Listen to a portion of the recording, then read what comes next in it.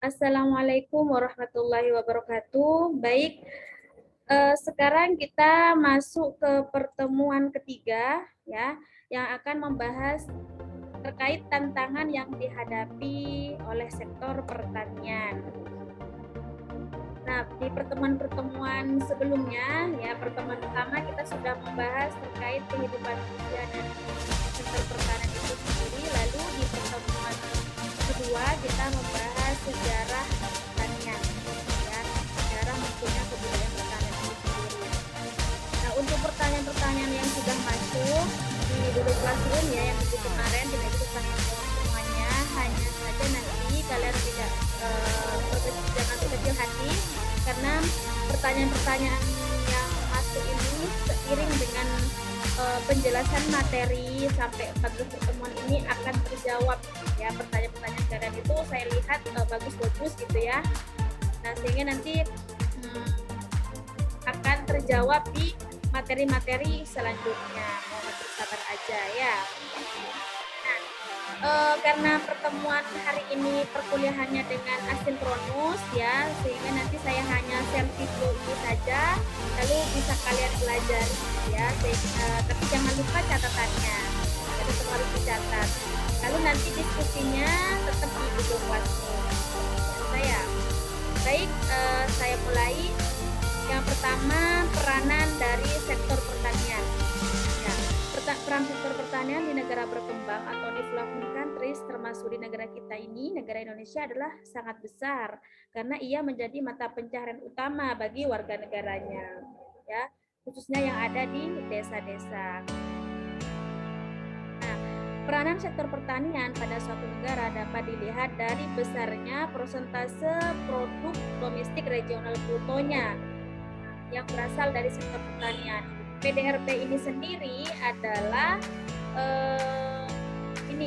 kumpulan atau penjumlahan dari seluruh hasil dari produksi pertanian itu sendiri. Misalnya ada sayuran, kemudian ada hasil hutanan, ada hasil pangan, itu ketika dijumlah itu akan menjadi PDRB dari sektor pertanian ya di daerah tersebut. Nah, peranan sektor pertanian di Indonesia dari tahun ke tahun mengalami penurunan secara relatif. Ya, sebelum tahun 70-an, PDRB dari sektor pertanian ini masih di atas 50%. Namun saat ini hanya tinggal sebesar 17,10% saja. Penurunan tersebut karena dampak dari keberhasilan pembangunan sektor industri dan jasa, sehingga sektor pertanian ini menjadi turun, lalu yang naik adalah sektor industri dan sektor jasa. Karena di dalam PDRB ini itu akan banyak sekali sektor-sektor di dalamnya ya, ada sektor industri, sektor jasa, sektor pertambangan, dan sektor pertanian. Nah, ketika sektor-sektor yang lain itu naik kontribusinya atau persentasenya, maka persentase dari sektor pertanian otomatis akan menurun.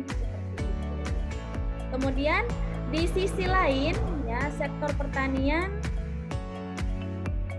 menampung penyerapan tenaga kerja yang cukup besar dibandingkan sektor lainnya. Jadi banyak sekali masyarakat-masyarakat yang di pedesaan ini itu hidup dari sektor pertanian, sehingga pendapatannya diperoleh dari sektor pertanian tersebut. Walaupun ada penurunan, tetapi laju penurunannya tidak diimbangi dengan penurunan jumlah tenaga kerja sektor pertanian dalam perekonomian nasional. Jadi gini gambarannya, ketika produksinya ini turun gitu ya, tetapi banyak sekali orang-orang orang-orang yang ada di desa yang terutama umurnya yang sudah 50-an ke atas atau 40-an ke atas gitu ya, itu bergerak di sektor pertanian, ini akan pendapatan yang diperoleh dari sektor pertanian itu akan menurun gitu ya, karena produksinya turun. Itu tidak imbang, produksinya turun tapi yang bekerja masih banyak gitu ya, sehingga pendapatan yang diperoleh oleh mereka ini semakin kecil seperti itu. Hal inilah sebagai salah satu penyebab menurunnya nilai tukar petani. Ya, jadi ada nanti istilah nilai tukar petani itu antara yang dia hasilkan gitu ya dengan yang dia peroleh itu tidak seimbang. Bagi masyarakat pedesaan, peran sektor pertanian ini yang pertama merupakan sumber mata pencaharian pokok. Ya, kedua menghasilkan bahan-bahan pangan yang diperlukan masyarakat untuk menghadapi berbagai event tradisional seperti hari-hari besar keagamaan. Jadi di pedesaan ini masih masih banyak gitu ya sektor pertanian yang yang dikembangkan di sana seperti itu.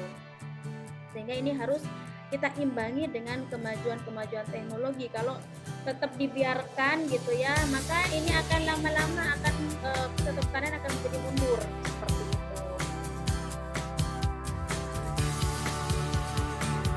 Sebagai mahasiswa, ini tugasnya kita nanti ya, gimana caranya memajukan sektor pertanian yang ada di pedesaan agar tidak lama-lama ini tidak akan terkalahkan dengan sektor yang lain. Kalau tidak ada yang memperhatikan, maka sektor pertanian ini lama-lama akan menjadi merosot, kan begitu ya. Kemudian bagi masyarakat perkotaan, peran sektor pertanian yang pertama ini penghasil bahan makanan ya. Ini peran dari sektor pertanian untuk masyarakat perkotaan. Dan penghasil bahan-bahan untuk kebutuhan industri. Kemudian yang ketiga jasa ekowisata atau agrowisata. Kan sekarang banyak ya wisata-wisata yang merupakan dari sektor pertanian. Kemudian peran sektor pertanian bagi negara yang pertama penghasil produk ekspor untuk menghasilkan devisa. Kemudian yang kedua penghasil bahan baku untuk kebutuhan industri primer dan sekunder. Yang ketiga penghasil bahan pangan bagi seluruh warga negaranya. Yang terakhir alat dalam membangun hubungan ekonomi dengan negara lain. Jadi kalau sektor pertanian itu tetap menjadi sektor primadona sebenarnya, karena banyak negara-negara itu yang bekerja sama terkait dengan sektor pertaniannya seperti itu. Banyak negara-negara maju itu yang justru mereka tidak punya lahan ya untuk sektor pertanian seperti itu, sehingga mereka harus mengimpor seperti itu. Ya. Impor dari negara lain karena mereka yang maju itu adalah sektor industrinya, sedangkan sektor pertaniannya masih kurang. Tapi di sana karena karena perekonomiannya bagus, jadi mereka gampang aja mendatangkan gitu ya. Terus sebagai alat untuk menjaga stabilitas ekonomi dan politik ya. Kalau pertanian ini tidak dikembangkan gitu ya, khususnya ini untuk pangan gitu kan, di mana-mana kalau misalnya orang kampanye gitu ya, itu pasti akan memajukan sektor pertanian untuk mengurangi kelaparan gitu ya, untuk meningkatkan ketahanan pangan dan seterusnya. Kemudian yang keenam sebagai alat untuk menjaga ketahanan pangan nasional. Lalu dari segi lahan pertaniannya, kita lihat keadaan lahan pertanian kita semakin tahun mengalami penurunan baik dari segi luas maupun kualitasnya. Hal tersebut disebabkan karena yang pertama terjadinya proses alih fungsi lahan pertanian. Ini sudah bisa kita lihat dengan jelas gitu ya, terjadinya alih fungsi ini, banyak lahan pertanian yang dibangun menjadi pabrik, menjadi jalan tol dan lain sebagainya. Kemudian yang kedua menurunnya kualitas lahan akibat sistem irigasi yang tidak terkelola dengan baik. Seperti itu. Kemudian yang ketiga akibat perlakuan pemupukan secara berlebihan oleh petani ya, ini lama-lama akan rusak dan lahan itu sendiri.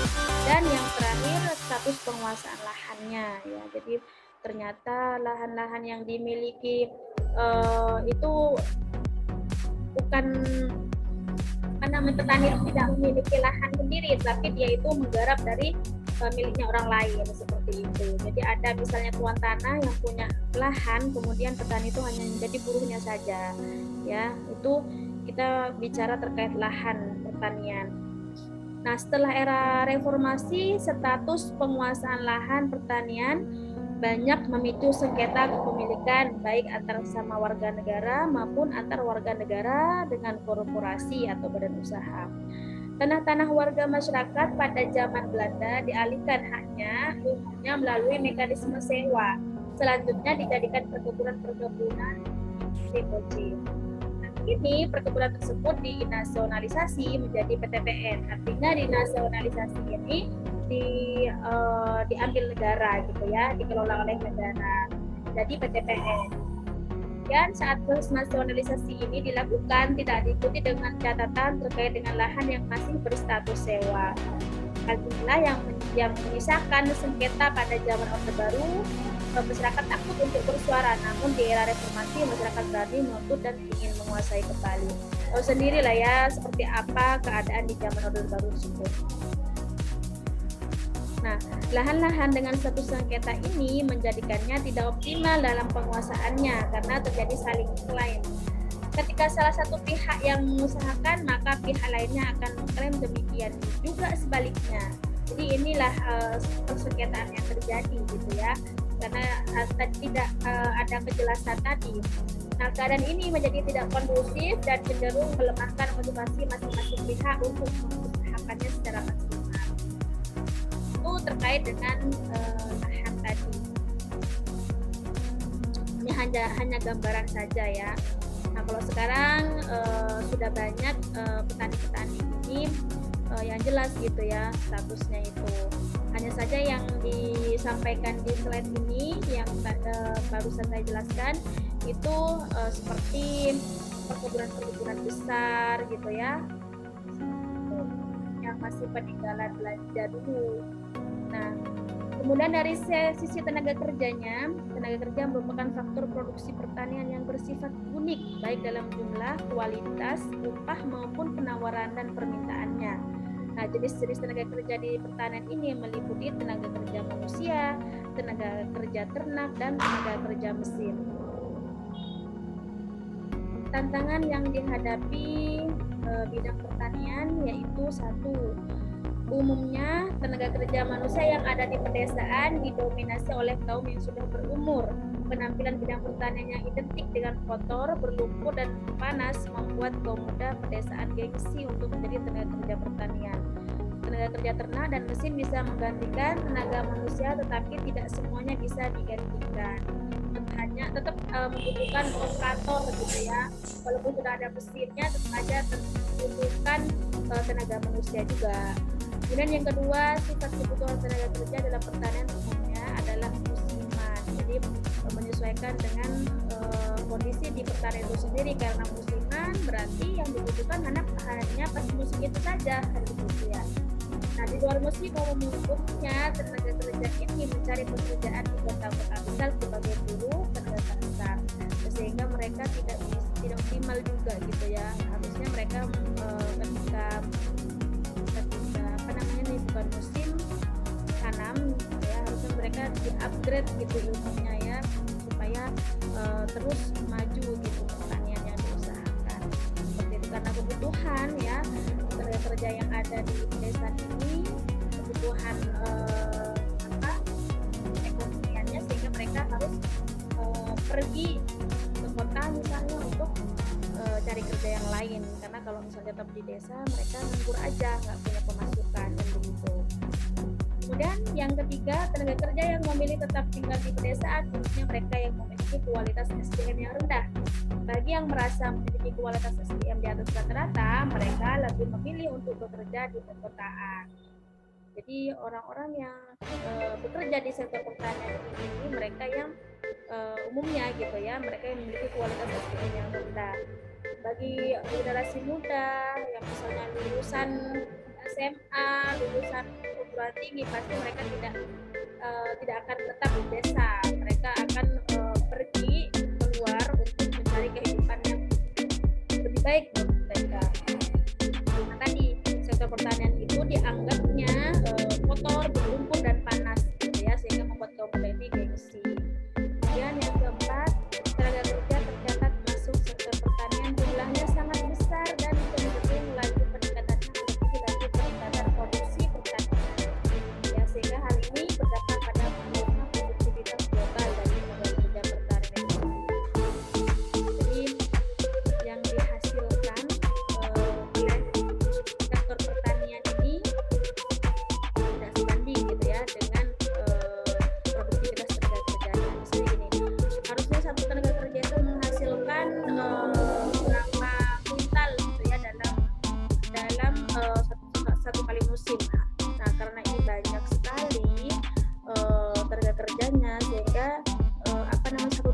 dia itu hanya mendapatkan kurang dari 1 kuintal. Itu artinya produktivitas tenaga kerja per orang ini menurun seperti itu. Kemudian selanjutnya adalah modal, ya, baik lahan, kemudian tadi tenaga kerja dan juga modal. Ini semuanya adalah input dari sektor pertanian. Kalau nggak ada ini atau faktor produksi dari sektor pertanian, kalau tidak ada modal, lahan, kemudian tenaga kerja, pastinya sektor pertanian tidak akan berjalan, gitu ya, karena ini merupakan faktor produksinya. Nah, modal adalah faktor produksi di luar lahan, tenaga kerja dan skill. Modal dapat berbentuk uang, modal tetap atau sarana produksi, bangunan, jaringan irigasi dan lain-lain. Dan modal lancar, gitu ya. Jadi ada modal tetap dan modal lancar. Nah, modal lancarnya apa saja? Itu sarana produksi, alat lingkungan, susu, obat-obatan, nah, ketersediaan uang merupakan masalah klasik yang dihadapi oleh petani kecil. Sulitnya petani untuk mendapatkan pembiayaan dari sektor perbankan karena faktor tingginya risiko. Lalu pesannya faktor ketidakpastian dan risiko hasil membuat sektor perbankan ini bisa membiayai kredit kesehatan. Jadi kenapa usaha tani ini sulit, gitu ya, mendapatkan kredit dari perbankan, karena terjadinya ketidakpastian dari sektor pertanian itu kan kadang terjadi gagal panen misalnya, kemudian banjir, gitu ya, sehingga perbankan itu tidak mau mengambil risiko di situ, ya, karena sektor pertanian ini penuh dengan ketidakpastian. Kalau misalnya gagal panen gimana, gitu. Jadi di sini sulit mendapatkan biaya, kecuali yang memang usaha pertaniannya yang skala besar, seperti itu, kayak skala usaha perkebunan, ya, dan lain sebagainya. Itu udah skala besar, itu pasti dapat. Hanya saja kalau petani kecil itu sulit, gitu ya. Modal tetap berupa infrastruktur merupakan modal yang tidak bisa dikelola sepenuhnya oleh petani karena jenis barang ini menjadi milik umum.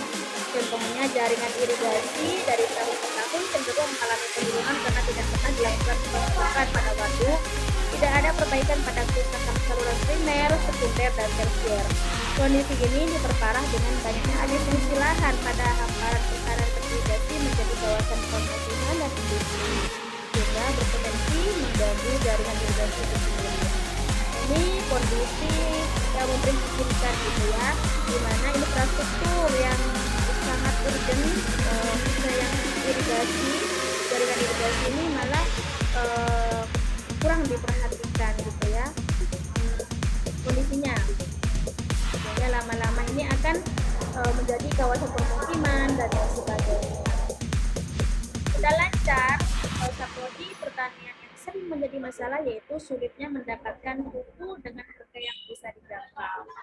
Kadang petani itu harus berebutan, gitu ya, untuk mendapatkan pupuk karena memang dijatah seperti itu. Ya, karena kalau misalnya dijual di pasar dengan bebas itu akan dimainkan juga oleh orang-orang yang hanya mengambil untung dari sana, seperti itu. Makanya akhirnya sama pemerintah itu jatah seperti itu. Karena kadang petani itu terlalu banyak memberikan pupuknya, lahan disediakan rusak lahan. Tapi di sisi lain ini menjadi sulit juga untuk petani ketika dia memang betul-betul membutuhkan, seperti itu. Kemudian terkait dengan kelembagaan pertanian. Nah, kelembagaan perangkat organisasi yang di dalamnya terdapat kaidah-kaidah yang mengatur perilaku dan tindakan anggota-anggotanya baik dalam kegiatan maupun dalam usaha mencapai suatu tujuan. Dalam membangun pertanian diperlukan adanya keterpaduan dalam sistem kelembagaan mulai dari pusat sampai di tingkat petani di desa, sehingga tidak overlapping dalam implementasinya. Banyak program-program pemerintah pusat yang tidak terimplementasikan di Tenggerai karena adanya benturan aturan yang berlaku pada tingkat nasional dengan kebijakan yang dibuat oleh pemerintah daerah dan kabupaten. Ini kesalahan ya yang muncul karena adanya pemerintah di tingkat bawah itu juga bisa membuat kebijakan sehingga itu kadang tidak sinkron gitu ya, tidak adanya keterpaduan dalam sistem kelembagaan baik dari mulai pusat sampai ke tingkat yang ada di desa seperti itu. Jadi ada overlapping dan ada benturan ya, benturan aturan yang terjadi antara kebijakan yang dibuat oleh pemerintah daerah dengan pusat atau yang ada di kabupaten. Nah ini dari pustakanya ya, silakan bisa dicari terkait dengan pembahasan tadi ya, dengan judul Pengantar Ekonomi Pertanian yang ditulis oleh Sudiarto tahun 1989, kemudian dari Sutriyono dan Suwandari tahun 2016 tentang pengantar ilmu pertanian. Oke, mungkin itu saja. Silakan kalau ingin ada yang ditanyakan ya, itu langsung aja di Google Classroom. Terima kasih atas perhatiannya. Saya akhiri. Assalamualaikum warahmatullahi wabarakatuh.